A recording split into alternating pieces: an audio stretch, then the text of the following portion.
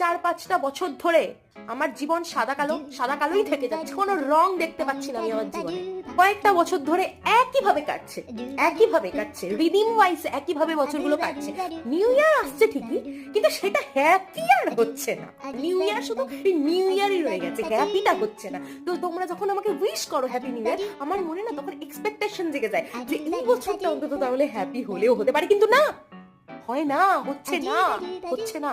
আর আমি জানি আমার এক্সপেকটেশন শেষ হয়ে গেছে।